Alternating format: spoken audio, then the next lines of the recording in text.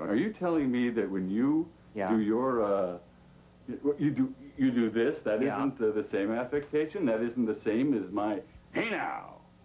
There, you just said it again, and, you know, I asked you not to say it. I can't say it off stage either? It doesn't even exist. Use hey now in a sentence, Hank.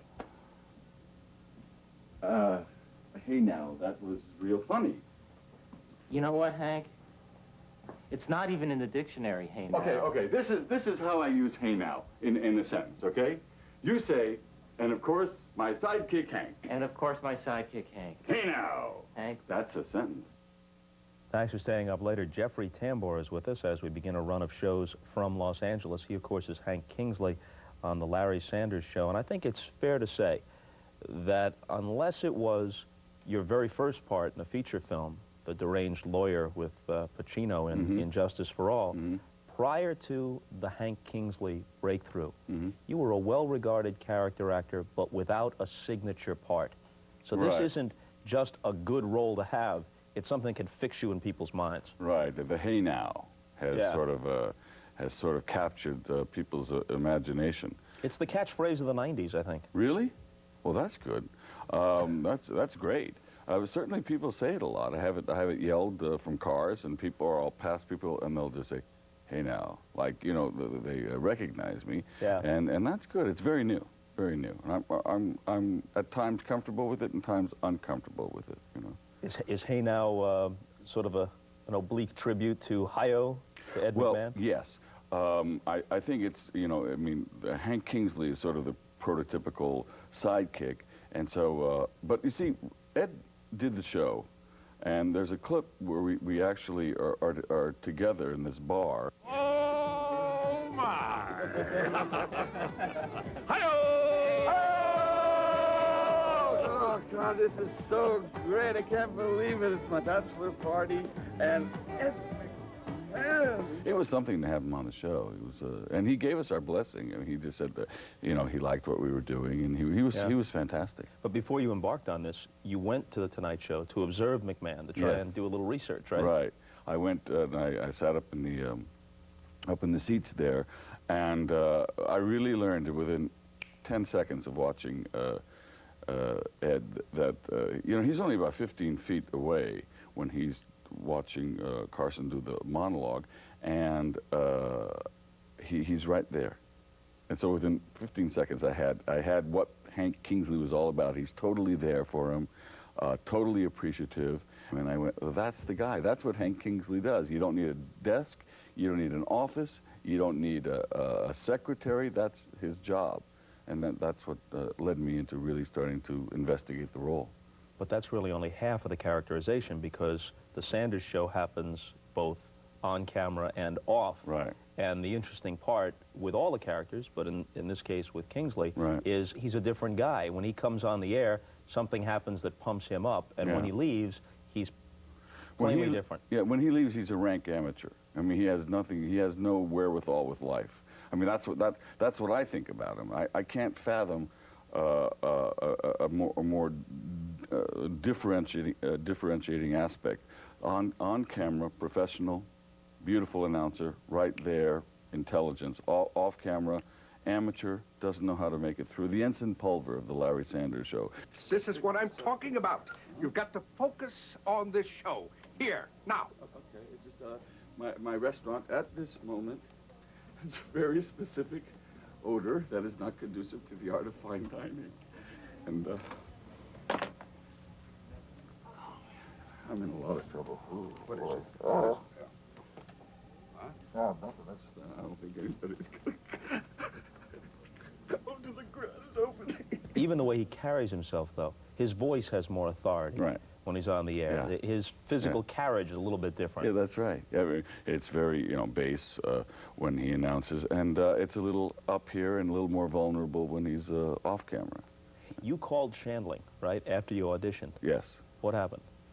I got him in the gym, and I said, I really want to do this, and I've never done that before. But the audition went so well. I mean, I've only had 2 auditions in my life that really went like that. One was for Justice for All, and the other one was this one, where you just walk in. I mean, there's just about 10 roles in your life where you just say, this is mine. I know this guy. And the audition went so well with Gary. I mean, it just felt so right that I really wanted it, and I was getting 2 other offers at the time, and I called him, and later we talked about it, and I told him, I said, I've never done that. I've never called and said, I really want this job, and I said, I don't do that sort of thing, and he said, no, but Hank would. How close is he to me? you? Yeah. See anything of yourself in him? Sure. Sure. I mean, as an actor, you're stuck with the character, and the character's stuck with you. You know, and there's a childlike. I think if he's captured the imagination of anybody, it's because in 1993, which is cynical. I mean, let's face it, and has a you know, there's a sarcasm about our era now. Hank is an innocent. He's a naif, and he leads with his heart, and he's not afraid to show emotion. He's not afraid, he can't help it. And says, you know, I mean, if you were having a party, let's say, everyone would say, oh, what are you doing? He would say, invite me. Please invite me. I mean, he would have no compunction, but he says exactly what's on the, you know, there's no interference. And I think that's what's refreshing about him, you know. You know, satire is different when you're doing it once as opposed to when you're playing it out week to week. It's much broader when you're doing it once. If you simply made this guy, let's say as you would and appropriately for a skit on SNL, if you simply made this guy a big, broad buffoon, great for one sketch, no good week to week. No, and I don't think he's a buffoon. See, I think he's very intelligent. I think he is, you know, René Descartes. I mean, I think he's just Robespierre. I think, and I think that's what's helping me a bit. Because I actually still, when people say a buffoon, even in interview situations, I get, he's not a buffoon, because he means well. And once in a while, he has a very wise idea. I mean, in this one thing with, I mean, he had to remind Larry Sanders that Merv Griffin gave him a start, and I mean, he'll come up with the ultimate solution at times when he has, and other times he'll open a restaurant that has you know, goes 360 degrees but doesn't have any windows. So I mean, there's a, you know, yeah, but you get to look at all the other patrons. Well, that's right, and it's also you and your food go on a adventure. You see, that's the moniker of that restaurant. And some would say it was inspired to announce his engagement on the air, and then get married. Yes, yes, that was very interesting.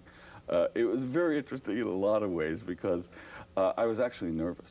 I was very nervous about it. And then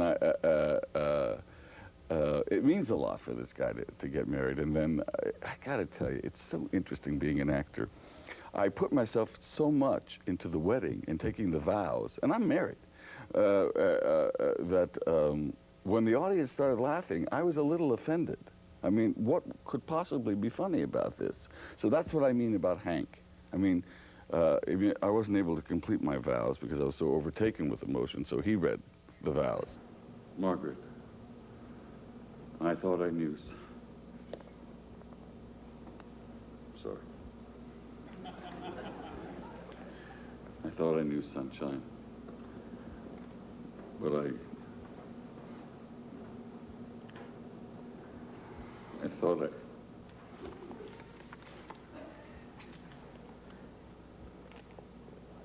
Margaret?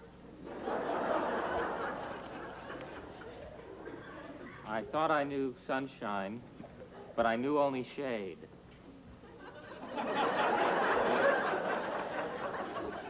I thought I knew singing, but I knew only the tune. And I thought I knew love, but I only knew like. Is there a difference from your standpoint in working with an actor as opposed to working with a comic? Yeah. First of all, he's an actor, and that's a character that he's Whereas doing. Seinfeld is really not an actor and doesn't have much pretense about that. He's playing himself. And well, Gary's very much doing a character. It's very different from him. It's a little bit of a cynical guy, and it's very layered, as they say, and very well done. And he rehearses beautifully, and he's right there. Where I am in awe of Gary is on that Tonight Show. When they do it at night, and I see him actually interview and then go back into the character as he's doing it. That is really a hat trick, and I'm nervous on that night because that I don't know. You know, they give me a line and this and this and you there, but he is really a master, really good.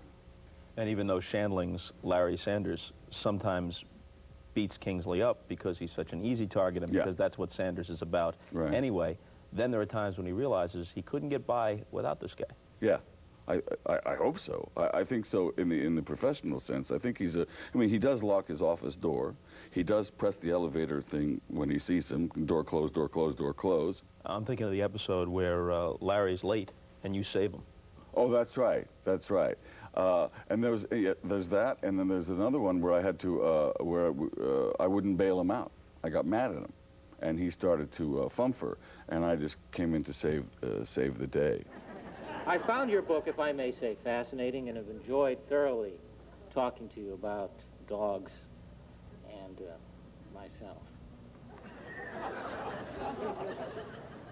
Hank, have you ever had a dog? Hank has had a dog. Okay. Well, I thought you might have, in fact, had a dog. I thought you... Actually, Doctor, maybe you could help me out. My dog, Felipe. Felipe? Yes. I did not recall that. Yes, Felipe Xavier Kingsley. I see. Yes, well, anyway, Doctor, my dog Felipe has a particular problem. He can never stop licking himself. I believe that's learned behavior, Hank. When you stop, the dog will stop. Does it get to the point sometimes where you're actually not standing outside yourself and saying, okay, so this is the role we're playing, where it actually begins to feel real? Yeah, it does. It feels like you're a sidekick. And the guests who come on treat you like a sidekick. They treat you with a little more cachet than you actually have. You know, you go, well, I must be somebody. They're treating me awfully well. and there's a sort of a cachet that we're actually going out on the air that night. So it's fabulous, and I take full advantage of it. You know, I really love the role, really do. He gets a notion now and then, some delusions of grandeur. He thinks he can sing. He thinks maybe he could host. Well, he can. He's a great host. He's a great singer. He's a great lover, a great cook. He has no back off on any of that. And all of this is true. And he's not bald, and he's very handsome, and he's not old. He's very young. I mean, he just is out there. And that's another ingredient I like about him, because he's proud, you know. What goes up must come down. Spinning wheel, got to go round. Talking about your troubles, it's a crying sin. Ride a painted pony, let the spinning wheel blah. Got no money, got no home. Spinning wheel, all alone. Hank has got a pair of cojones the size of Texas. You gotta give him that.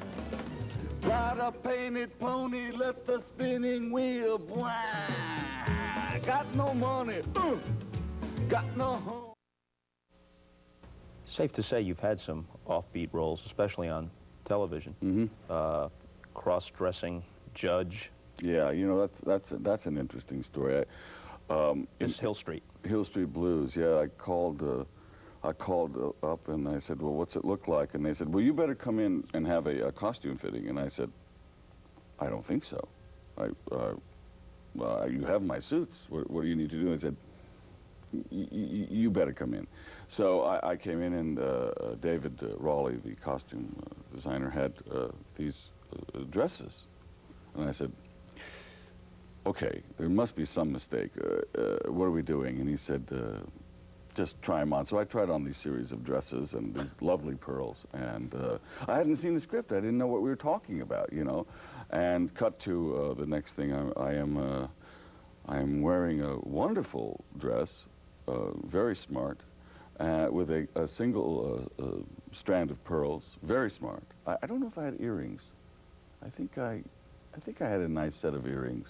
I looked lovely, and I had some high heels, and I was cross-dressing for a couple of shows.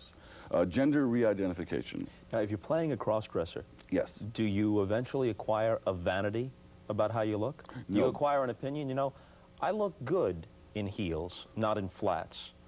I think my skirt should be at mid-calf, That's but my good. legs won't tolerate a mini. No, but it was a very hot summer, and I appreciated the draft. So that was nice. And I tell you, the first reaction to what happened with that was my back went out. Because, have you ever walked? No. Have you ever walked in high heels? Forgive the question. Who's asking the questions here? But high heels it's a trip. And I asked for, you know, high heels. So the back went out. And that was interesting. You played a blind man Yeah. in a thing called Mr. Sunshine. Yes. And I read where you felt this guy should have been crankier Yeah. than they let you play him. What was the conflict? The conflict is, I don't know, the conflict is committees. The conflict is, you know, common denominators, and let's have him irascible, but let's have him bald, let's have a beard. I mean, I liked him that he was, I liked the crankiness of him. I think that, you know, it just, it's the common denominator. We were doomed to begin with anyway. Here we are with a concept of a blind teacher, irascible at the beginning, and we were put up against Dallas. So, Even in a different time slot, it might be a tough solo because I think so. I guess one of the rules of thumb for Yeah. network TV, maybe Yeah. not for a cable show Yeah. like Larry Sanders, but for network TV, Mhm. you can't have the central character of the series not be likable. Now, I'm not saying that that rule is correct, but it's usually the rule that they apply. Yeah, but I think it's a rule made up by. I think it's backwards because the world needs sensitivity, and it needs someone who will stick up for their values, irascibility, if that's the word. I think this Roseanne is fabulous. I'm a great fan of the show, and I'm a great fan of hers, and she's unremitting in that character, and I like it. And we need a little bit of this, you know, because it's enough of watered down. I mean, it's a danger. It's a danger that we get people who are. I mean, we're all playing the same. Character. I'm blaming television or anything like that, but we need a viewpoint. I think one of the greatest shows that's ever been on the air is Buffalo Bill. You know, you read my mind. I That was did? going to be my next question. Yeah. This is one of my 5 or 6 favorite shows Yeah. ever. It Yeah. had a short run. Unremitting. Dabney Coleman as Buffalo Bill. Unremitting. Not just unlikable superficially, Yeah. but like a real dark moral center. Absolutely. You know, or amoral center, Right. where you really had to have misgivings about this guy, and I guess their research showed people rejected Oh, that. research, SME-search. That's not real. I just don't, I think they're just a bunch of people with empty pages. I don't think there's anything written on those pages. I just don't think that's, I don't know how you research that, because what's the question? What's the question you could possibly ask? Degree of irascibility, 1 to 5. How do you talk about something like that? I'm sorry, it gets my dandruff up. That's almost... That's wishful thinking. Yes, thank you. But it does. I mean, I don't think this thing about the research shows.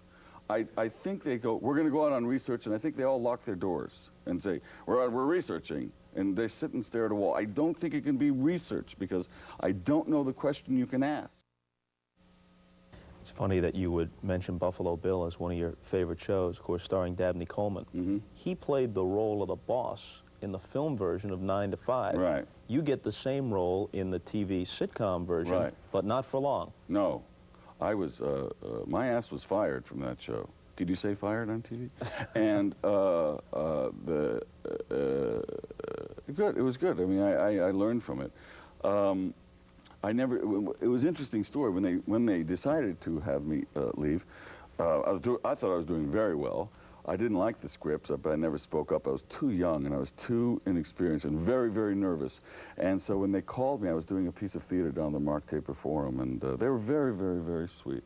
And they said, we're going another way. And I went, oh, great. That's terrific. You know, and I'd like to come down and talk to you about that. I mean, I thought they meant the writing.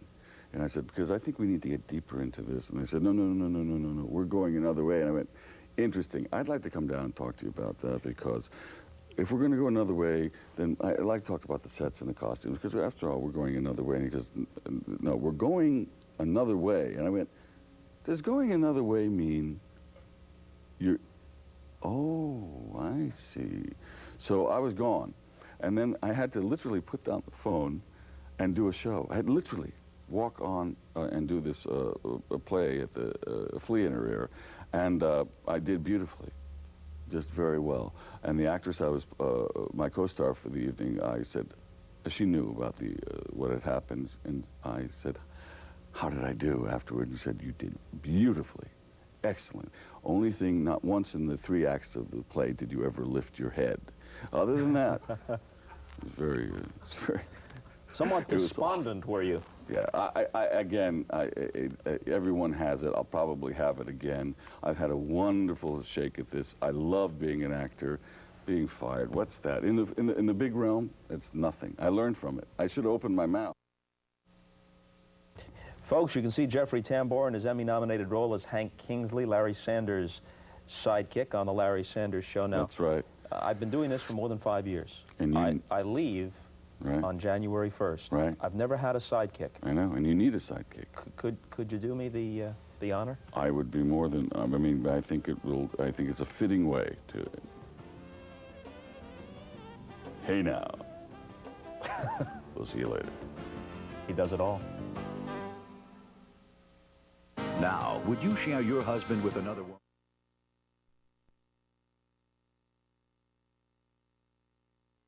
Don't Cross the Law, tonight at 7 on 2.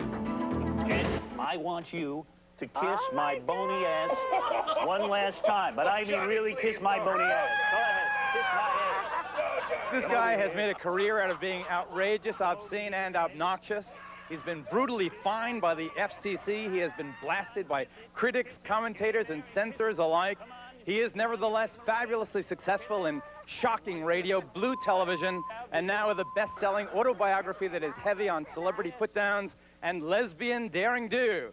Here to expose his private Long Island Expressway, a lot like the Kennedy in Chicago or the 405 in Los Angeles, always the world's largest parking lot. Listening to that particular episode of Howard's radio show, which airs here in New York in the mornings, and had to pull over to the side to gratify himself. He was so wild. I am woman, I am child, I am virgin, I am whore, I am good cook, I am bad cook. I am so wild, sometimes I wear my underwear on my head. This is Rosemary Carnival. Put in the wide angle lens. Howard. No, I have a 3-shot. That's Howard. That's what all I'm saying. Howard. What? You guys lost a lot of weight. Wait a minute. Let's see. Can they resist? Can you resist? Can you resist?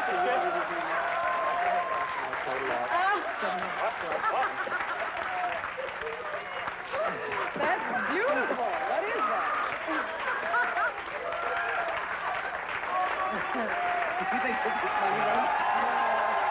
Didn't you make Richard cry? I didn't. I've made Richard cry more than any guest on my radio show. Richard Simmons comes on and almost immediately. One of Howard's staff and Jennifer Flack. Hero of the stupid. Speak Up America, we want to hear your comments and show ideas. Give us a call at 1-900-SPEAK-UP. Let us know what you're thinking. We'll record your message to play in a future broadcast. We may even call you to be a guest on a show. So call 1-900-SPEAK-UP. Don't forget, the call costs $1. We'll be right back.